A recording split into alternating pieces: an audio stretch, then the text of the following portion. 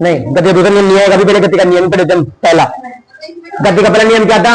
यदि कोई वस्तु विरामावस्था में है तो विरामावस्था में ही रहना साची है, और यदि वो गतिशील है तो गतिशील ही रहना साची। इसे हम गति का प्रथम नियम कहते हैं। अब वस्तु अपनी मूल अवस्था में परिवर्तन का विरोध कर रही है ना, बंधन नहीं हटना चाहती या मैं नहीं रुकना चाहती, उसे हम क्या कह देते हैं? जड़त्व कह देते हैं। यानी वस्तु का अपनी मूल अवस्था में परिवर्तन का विरोध क्या कहलाता है? जड़त्व कहलाता है। और जड़त्व किस पर निर्भर करता है? द्रव्यमान पर। किस पर निर्भर करता है? द्रव्यमान पर निर्भर करता है इस वस्तु का द्रव्यमान कितना है। जैसे इस कुर्सी और दीवार का लगाए तो कुर्सी का जड़त्व कम है और दीवार का जड़त्व ज्यादा है, क्योंकि इसका द्रव्यमान से आप इतना याद रखो, वजन द्रव्यमान जितना है, क्योंकि आगे जाके द्रव्यमान और बाट वाला हो जाता है, वहां समझेंगे अगले पार्ट में। तो द्रव्यमान का मतलब वजन, और द्रव्यमान इंग्लिश में क्या बोलते हैं? इंग्लिश में क्या बोलते हैं? मास, है ना, M-A-S-S द्रव्यमान को बोलते हैं मास। ये आगे बहुत काम आएगा अभी तुम्हारे अगले वाले पार्ट में।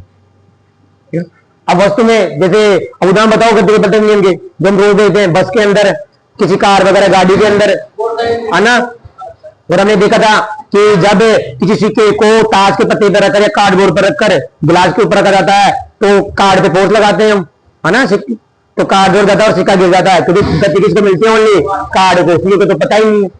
और हमारे साथ ऐसा क्या होता है? देखो दोबारा इसको लिख लेना, कैसे लिखोगे क्या कि जब हम बस में यात्रा कर रहे होते हैं तो बस चलने पर हम पीछे को इसलिए जाते हैं क्योंकि बस तो गतिशील हो जाता है।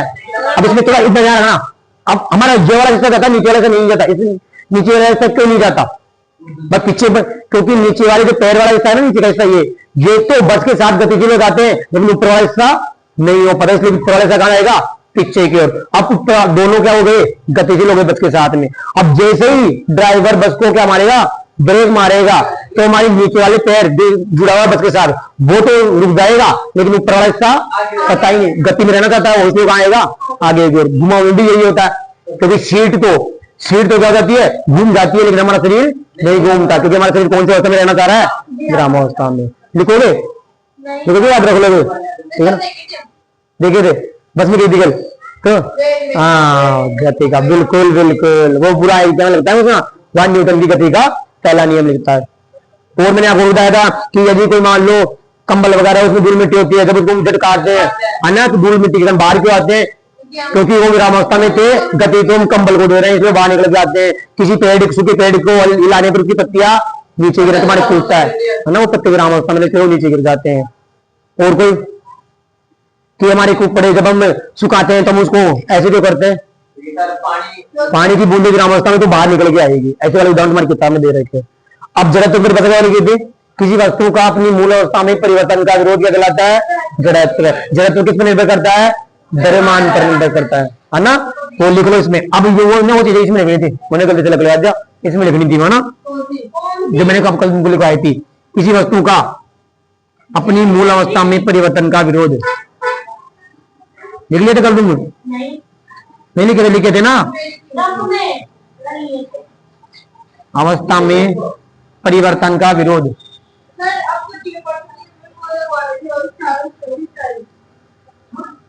इसमें ऐसे लगाना है, सॉरी, परिवर्तन का विरोध जड़त्व कहलाता है।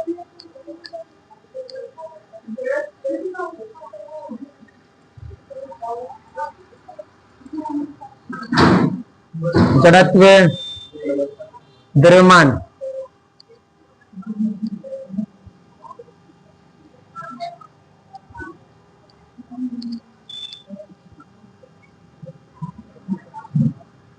पदार्थ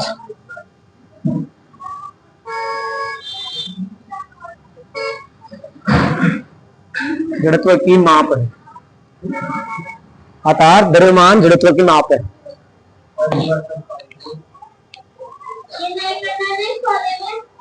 नहीं, इस वाले में करना वो ना।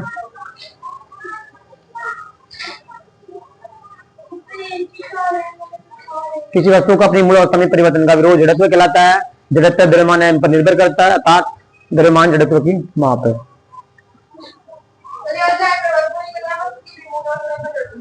वो इसमें करना जड़त्व प्लस द्रव्यमान, उसमें से काट देना लाइन है, गति के प्रति नियम नहीं है, इसमें आएगी, इसमें करना है द्रव्यमान। हाँ, द्रव्यमान मास, हो गया।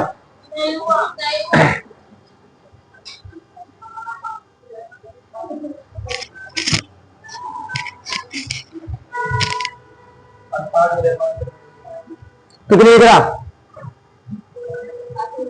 यहां से? ये तो कहने की बात है कि लगता है कोने में है। देखो लिख लिया, यहां तक तो लिख लिया, दो लाइनें तो लिख लिया क्या?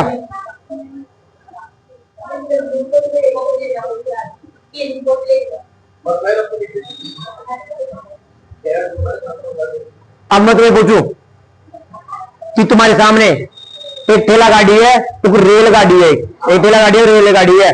अब इन दोनों में से मैं पूछूं जरूरत है किसका अधिक है? रेलगाड़ी का, क्योंकि रेलगाड़ी का द्रव्यमान यानी बोले तो भार क्या है? अधिक, और ठेला गाड़ी का कम है। इसलिए हम ठेला गाड़ी को धक्का देंगे तो खिसक जाएगी, लेकिन रेलगाड़ी की देखो नहीं। इसकी वजह देखो, एक छोटी गेंद लो, छोटी बॉल, और एक बड़ा पत्थर लो, दोनों में किसका द्रव्यमान ज्यादा है? हो, जड़त्व पत्थर का, यानी द्रव्यमान ज्यादा है तो जड़त्व भी ज्यादा होगा। यानी हम ऐसे नहीं कह सकते क्या कि जड़त्व द्रव्यमान के समानुपाती होता है? नहीं कह सकते क्या? यानी जिसका द्रव्यमान अधिक उसका जड़त्व अधिक, और जिसका द्रव्यमान कम उसका जड़त्व भी कम। या फिर हम ऐसे बोल सकते हैं कि भारी वस्तुओं का, जो वस्तुएं भारी होती है उनका जड़त्व अधिक होता है, और जो हल्की होती है उनका जड़त्व कम होता है। तो अगले रूप में यही लिखो कि भारी वस्तुओं का, ये लिख देना, जड़त्व समानुपाती द्रव्यमान।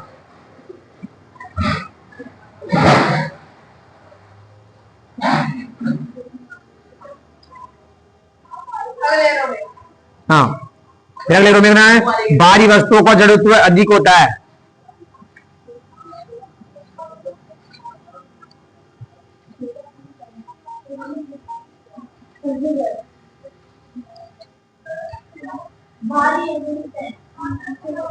तो कैसे लिखते हैं?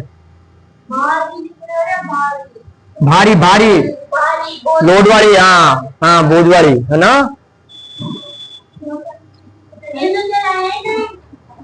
सब हल्की वस्तुओं का जड़त्व कम होता है।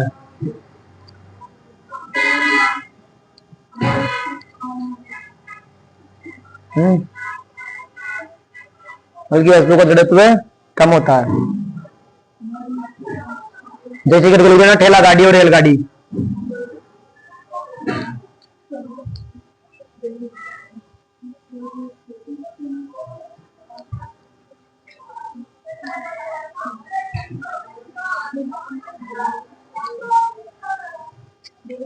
ठेला गाड़ी और रेलगाड़ी का कंपैरिजन, तुलना करना। तो ठेला गाड़ी का जड़त्व कम है और रेलगाड़ी का ज्यादा। जैसे उदाहरण के लिए आपने से ले लो आइस को, ग्लूकोज को लो। आइस और ग्लूकोज में किसका जड़त्व अधिक है? आइस का। वजन पे निर्भर करेगा ना, भार पे, जिसका द्रव्यमान में मारने पर जेट में, तो क्या करेगा? डिपेंड है कि उसका भार कितना है, वजन कितना है। जितना भार ज्यादा होगा वो उतना ही, किसी मोटे आदमी को इसका देगा वो किस देगा? उसका जड़त्व अधिक है। और किसी पतले आदमी को तो वो किसक जाएगा? क्योंकि इसका जड़त्व ये तो किसक गई, इसका जड़त्व कम है इसका। अरे कम है, जड़त्व कम नहीं रहा, द्रव्यमान खूब है।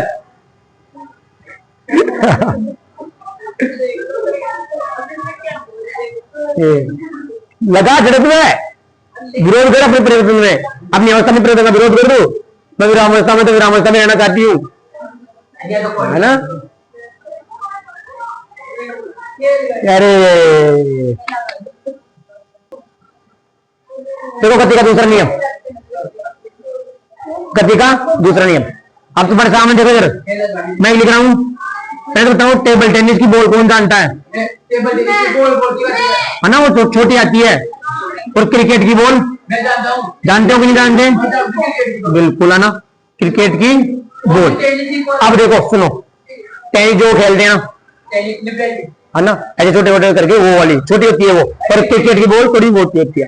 अब देखो यदि मैं तुम्हें टेनिस की बॉल से मारूं तो रियल बात है तुम्हारी थोड़ी सी नॉर्मल लगेगी, नहीं लगेगी। और उसी स्पीड से मैं तुम्हें क्रिकेट की बॉल मारूं तो बताओ ऐसा क्यों हुआ? बिल्कुल जड़त्व द्रव्यमान पर निर्भर कर रही हो। यानी कोई वस्तु अपने को कितना नुकसान पहुंचाएगी वो किस पर निर्भर करेगा? उसके द्रव्यमान और उसकी वेग पर। उसके वेग पर। आप ऐसे मत सोचना, उदाहरण के लिए मान लो मेरे पास एक चौक है, मैं चौक में बगल ऐसे फेंक के मारूंगा ना, वेग तो तुम्हारे नहीं लगेगी, नॉर्मल बात है। लेकिन यदि इसी चौक को, कम द्रव्यमान भी इसका, इसी चौक को मैं 10 मीटर प्रति सेकंड के वेग से छोड़ू तुम्हारे पास में, तो हो सकता है कि तुम्हारे क्या, बिल्कुल तुम्हारे हाथ के चोट कर जाएगी, कहने का मतलब खून भी निकल सकते हैं तुम्हारी। ऐसा क्यों हुआ? क्योंकि किस पर निर्भर कर रही है ये? द्रव्यमान और वेग पर। बोला ना वेग, बोला ना मैंने कि मान लो इसका द्रव्यमान कम है, लेकिन ये इसका मैं क्या बढ़ा दूं, वेग बढ़ा दूं। वेग मेरा कैसे वेग बढ़ा, कितना वेग बढ़ा सकता हूं मैं? वो वेग जैसे अब ये काम कौन करता है? ये काम होता है किसमें? बंदूक में, पिस्टल वगैरह के अंदर। उसमें देखो गोली कितनी छोटी होती है, लेकिन जब वो गोली छूट के जाती है तो क्या इंसान के आर पार हो जाती है। ऐसा क्यों होता है? क्योंकि उस जगह उसका द्रव्यमान तो कम है, लेकिन वेग क्या बढ़ गया है, वेग बढ़ा दिया गया वहां पे, वो बहुत स्पीड से जाती है ना। बिल्कुल बिल्कुल, क्योंकि आर पार जाएगी तो बनेगी नहीं क्या, और कितना आघात करती है, कितनी स्पीड से आ रही है वो, है ना। तो कहने का मतलब है यदि हम टेबल टेनिस की बॉल को मारेंगे तो नहीं लगेगी, नॉर्मल बात है, और यदि क्रिकेट की बॉल को मारेंगे तो हमारे लग जाएगी। ऐसा इसलिए होता है क्योंकि कोई वस्तु अपने को कितना प्रभाव डालेगी, यानी अपने को कितना नुकसान पहुंचाएगी, वो निर्भर करता है उस वस्तु के द्रव्यमान और वेग पर। क्या? क्योंकि कोई वस्तु अपने को कितना नुकसान पहुंचाएगी, तो सामने वाले कुछ भी चीज है उसको कितना नुकसान पहुंच जाएगी, निर्भर करता है उसके द्रव्यमान और वेग पर। उससे संबंधित कौन सा नियम है? गति का दूसरा नियम। यानी किसी वस्तु द्वारा उत्पन्न प्रभाव उसके द्रव्यमान m और वेग v पर निर्भर करता है। ठीक है, तो यही लिखना है इसके अंदर। ठीक है, तो इसके बाद के अंदर देखो, हाँ तो पहले तो ये लिख लो, किसी वस्तु द्वारा उत्पन्न प्रभाव, किसी वस्तु द्वारा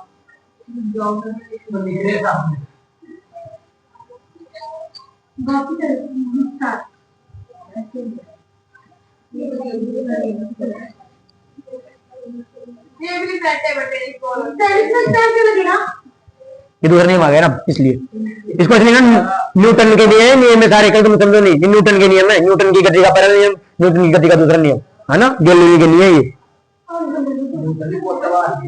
और वेग को भी क्यों कहते हैं? वेग को भी से क्या दर्शाते हैं? क्योंकि वेग को भी में इंग्लिश में क्या कहते हैं? वेलोसिटी, इसलिए भी ले लिया, और द्रव्यमान को मास कहते तो एम ले लिया। हाँ नहीं, ये तो हम बता रहे हैं राशि, भौतिक राशियों के संकेत। इसका द्रव्यमान एम और वेग v पर निर्भर करता है। हाँ ये तो बाद में लिखना, पहले ये लिख लो, ये लेंगे।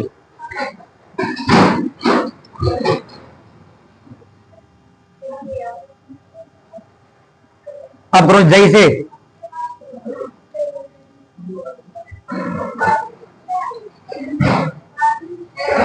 टेबल टेनिस की बॉल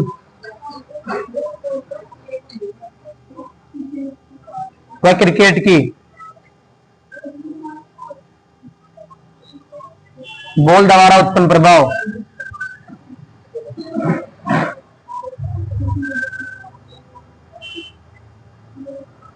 एम व बी पर निर्भर करता है।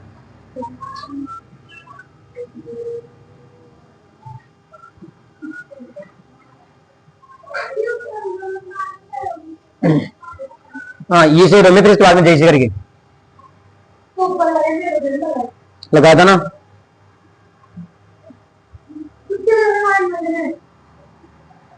अरे उसी के साथ आ रहा है, ये उसी के साथ तो आ रहा है, पूरी लाइन वहां तक खत्म हो रही है ये कि किसी वस्तु द्वारा उत्पन्न प्रभाव उसके द्रव्यमान m और वेग v पर निर्भर करता है, उसी का लाइन है वो।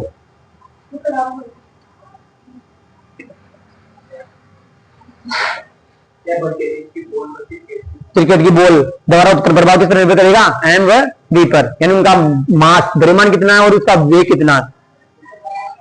अंदर बता, किताब को नहीं निकाला होगा, लेकिन निकालो थोड़ी, निकालो थोड़ी, तो ऐसे करूंगी। अब देखो, अब तुम्हें एक उदाहरण बोलूं मैं, मान लो सड़क के किनारे एक ट्रक खड़ा है, तो तुम्हें पता ट्रक का द्रव्यमान कितना होता है, भार कितना ज्यादा होता है ना। लेकिन ट्रक खड़ा ही है और तुम उसके जाके गिर जाओगे तो नॉर्मल बात है, ज्यादा नहीं लगेगी, है ना, हल्का सा मान लो सिर पे लग सकती है। लेकिन यदि वही ट्रक थोड़ी सी स्पीड 2 मीटर प्रति सेकंड के वेग से चल जाए तो सोचो आपकी हालत होती है, एक्सीडेंट या फिर हमारी मौत भी हो सकती है। ऐसा क्यों हो रहा है? क्योंकि उसके द्वारा जो प्रभाव होगा, यानी जो भी घटना घटित हो रही है, किस पर निर्भर कर रही है? एम और वेग, यानी उसका द्रव्यमान तो ज्यादा है ही है, लेकिन उसका वेग उस टाइम क्या था जब खड़ा था तब 0 था, कुछ नहीं था। लेकिन अब द्रव्यमान भी ज्यादा है और वेग भी बढ़ गया तो समझो में क्या प्रभाव ज्यादा देगा वो, यानी चोट ज्यादा लगेगी अपने को, तो ये निर्भर करता। अब हमने लिख दिया ये लाइन कि किसी वस्तु द्वारा उत्पन्न प्रभाव उसके द्रव्यमान m और वेग v पर निर्भर करता है। इससे संबंधित एक राशि का नाम दे दिया उन्होंने न्यूटन ने, क्या कि यदि मैं किसी वस्तु पर कोई द्रव्यमान m लग रहा है, क्या किसी वस्तु पर कोई वस्तु का द्रव्यमान क्या है m है और उसकी स्पीड की वेग क्या है v है, तो इन दोनों के गुणनफल को मैं उसने क्या नाम दे दिया, उसने क्या नाम दे दिया संवेग। क्या दे दिया संवेग, कि किसी वस्तु के द्रव्यमान और वेग का गुणनफल क्या कहलाता है संवेग। एक राशि बता दी उसने, कहां से बताई, गति का दूसरा नियम जब दे रहा था ना तो उसने बोला कि किसी वस्तु के द्रव्यमान m और वेग के गुणनफल को क्या कहते हैं संवेग, क्या कहते हैं संवेग कहते हैं। अब संवेग, अब तुम्हें पता है वेग क्या होती है, एक सदिश राशि होती है, यदि वेग की क्या होती है दिशा होती है, तो संवेग भी क्या होगी सदिश राशि होगी। उसके बाद में इसका मात्रक कैसे निकालेंगे हम, द्रव्यमान का मात्रक होता है किलोग्राम, द्रव्यमान का मात्रक क्या होता है किलोग्राम, और वेग का मात्रक क्या होता है, तो क्या जाएगा किलोग्राम मीटर प्रति सेकंड। किसका मात्रक जाएगा वो संवेग का, ऐसे मात्रक निकलते हैं। तो यही होगा, तो संवेग की परिभाषा क्या बोलोगे, द्रव्यमान और वेग का गुणनफल क्या कहलाता है संवेग। संवेग एक सदिश राशि है, संवेग का मात्रक किलोग्राम मीटर प्रति सेकंड। तो लिखो संवेग के बारे में, हाँ वो इंटू बोला है ना, किलोग्राम मीटर प्रति सेकंड यह लिखा रहा हूं मैं। क्या अगले रो में संवेग, इसको अंडरलाइन कर देना।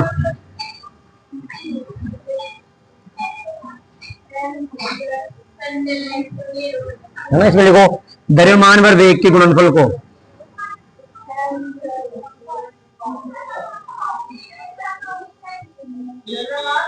व वेग के गुणनफल को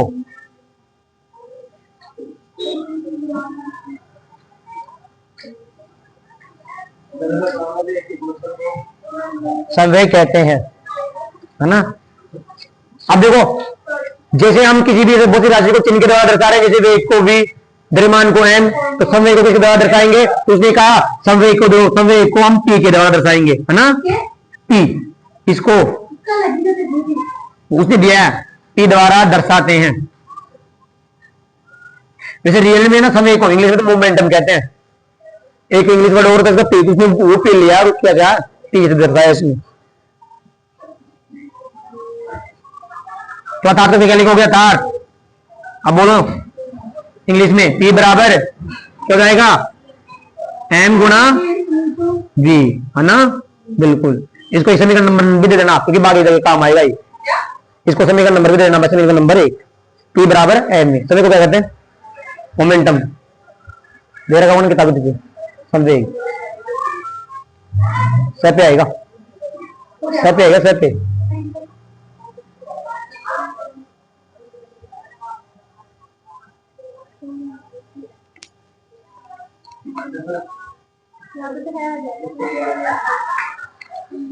आएगा,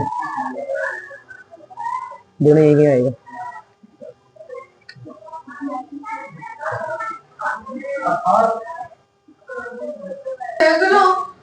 देखो तो क्या हुआ संवेग P बराबर mv, बहुत बार पूछता है संवेग का सूत्र क्या होता है, संवेग का सूत्र होता है P बराबर mv। उसके बाद में संवेग एक क्या है, बिल्कुल संवेग एक सदिश राशि है, सदिश राशि है।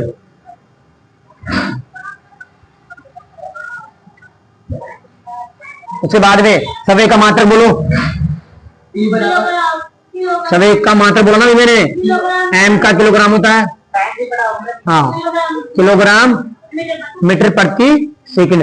देखो गुणा के गुणा का जो सिंबल होता है ना उसको हम डॉट के द्वारा दर्शा सकते हैं, किलोग्राम मीटर प्रति सेकंड। ये सब होता है तुम्हारा, हाँ डॉट का मतलब डॉट को वो साइंस में फिजिक्स होता है उसमें डॉट को गुणनफल कहते हैं, गुणा ही यानी गुणा का चिन्ह यही बोले तो किलोग्राम मीटर प्रति सेकंड। अब गति का पहला नियम, अभी दूसरा नियम स्टार्ट नहीं अभी तो अभी तो ये नियम है, हाँ क्या क्या कह रही है, संकेत संवेग है, संवेग है, संवेग पूरा ना, ठीक है हल करेंगे। ये देखो